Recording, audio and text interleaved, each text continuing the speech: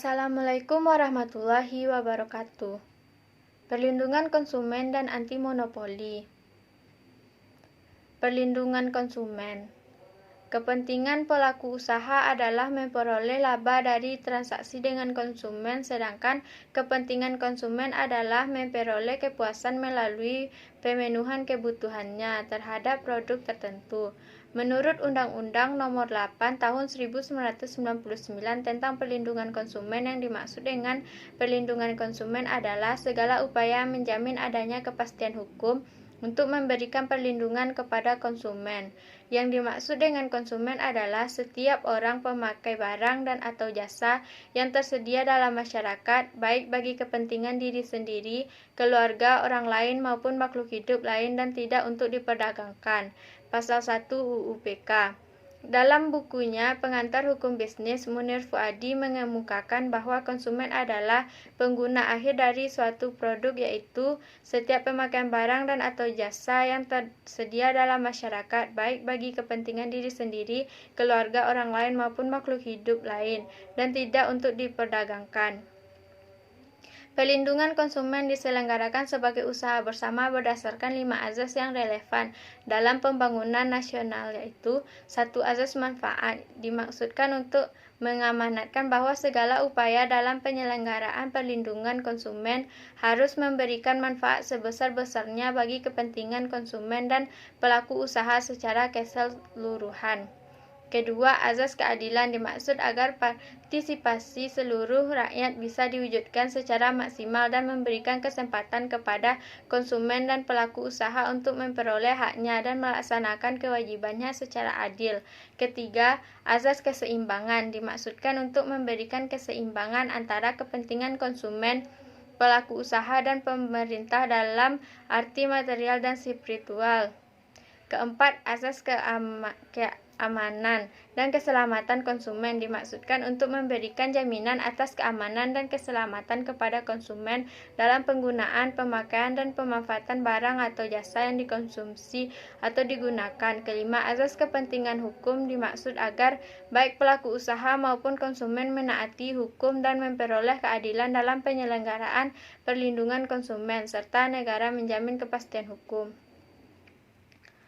Tujuan dari perlindungan konsumen adalah 1. Meningkatkan kesadaran, kemampuan, dan kemandirian konsumen untuk melindungi diri. 2. Mengangkat harkat dan martabat konsumen dengan cara menghindarkan dari akses negatif pemakaian barang dan atau jasa. Ketiga, meningkatkan pemberdayaan konsumen dalam memilih, menentukan, menuntut hak-haknya sebagai konsumen. Keempat, menetapkan sistem perlindungan konsumen yang mengatur unsur kepastian hukum dan keterbukaan informasi serta akses untuk mendapatkan informasi. Kelima, menumbuhkan kesadaran pelaku usaha mengenai kepentingannya perlindungan konsumen serta tumbuh sikap yang jujur dan bertanggung jawab dalam berusaha. Keenam, meningkatkan kualitas barang dan atau jasa yang menjamin kelangsungan usaha produksi barang dan atau jasa, kesehatan, kenyamanan, keamanan, dan keselamatan konsumen. Hak konsumen adalah 1. Hak atas kenyamanan, keamanan, dan keselamatan dalam mengkonsumsi barang dan atau jasa. Kedua, hak memilih barang dan atau jasa. Ketiga, hak atas informasi yang benar, jelas, dan jujur mengenai kondisi dan jaminan barang atau jasa. Keempat, hak untuk didengar pendapat dan keluhannya atas barang dan jasa yang digunakan. Kelima, hak untuk mendapatkan advokasi perlindungan konsumen dan upaya penyelenggaraan sengketa.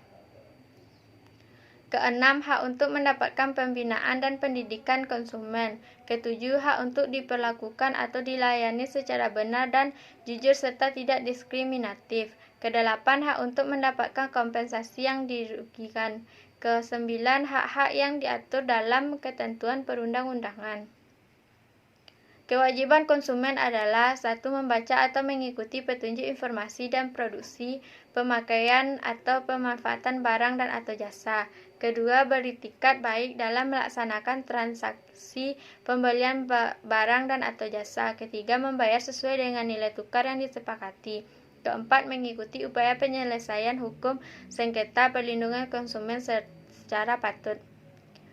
Hak pelaku usaha. 1. Hak menerima pembayaran. Kedua, hak untuk mendapatkan perlindungan hukum dari tindakan konsumen yang beretikat tidak baik. 3. Hak untuk melakukan pembelaan diri sepatutnya di dalam penyelesaian hukum sengketa konsumen. Keempat, hak untuk rehabilitasi nama baik. Kelima, hak-hak yang diatur dalam ketentuan perundang-undangan.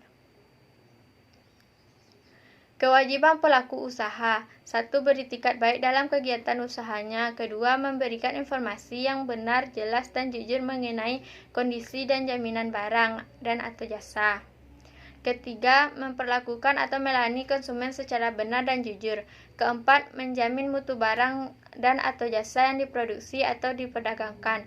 Kelima, memberikan kesempatan kepada konsumen untuk menguji atau mencoba barang dan atau jasa. Keenam, memberikan kompensasi ganti rugi dan atau penggantian atas kerugian, memberikan ganti rugi dan atau penggantian bila barang dan langsung diterima tidak sesuai dengan perjanjian.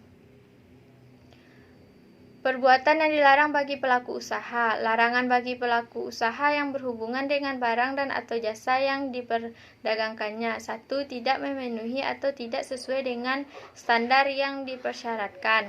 2. Tidak sesuai dengan berat bersih, isi bersih, atau neto dan jumlah dalam hitungan.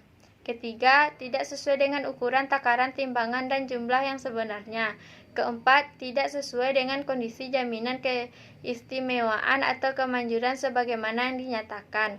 Kelima, tidak sesuai dengan mutu tingkat komposisi, proses pengolahan, gaya, mode atau penggunaan tertentu.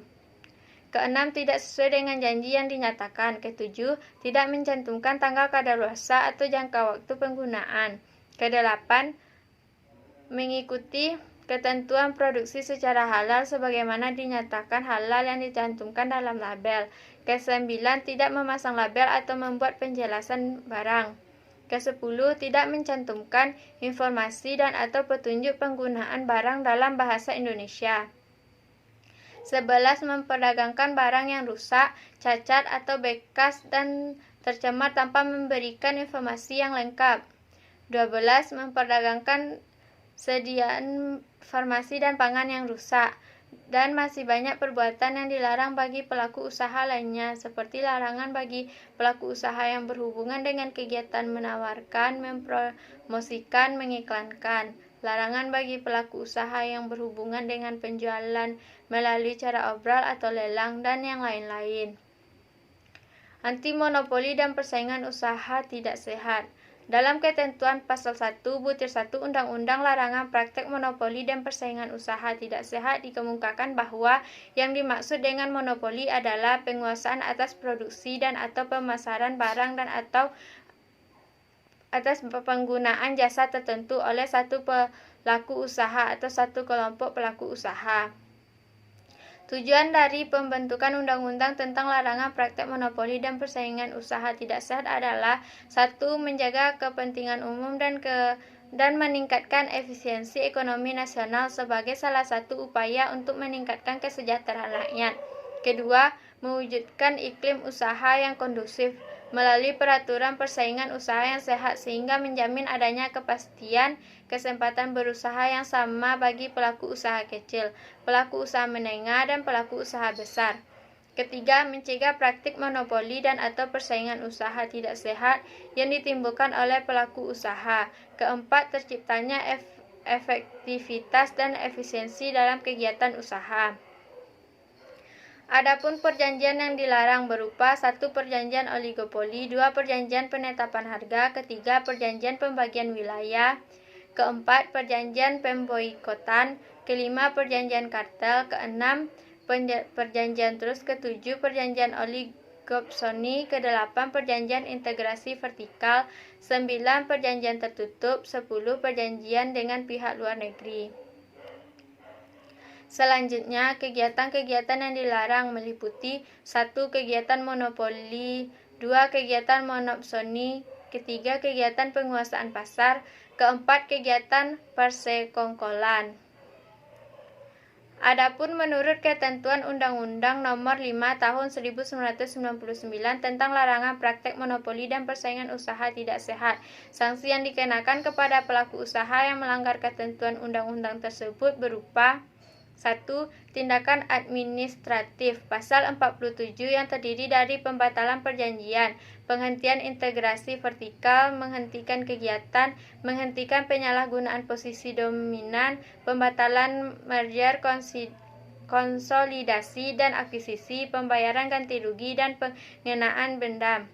Kedua, pidana pokok pasal 48 berupa denda dan kurungan. Ketiga, pidana tambahan pasal 49 berupa pencabutan izin usaha, larangan menduduki jabatan direksi atau komisaris, dan penghentian kegiatan atau tindakan tertentu.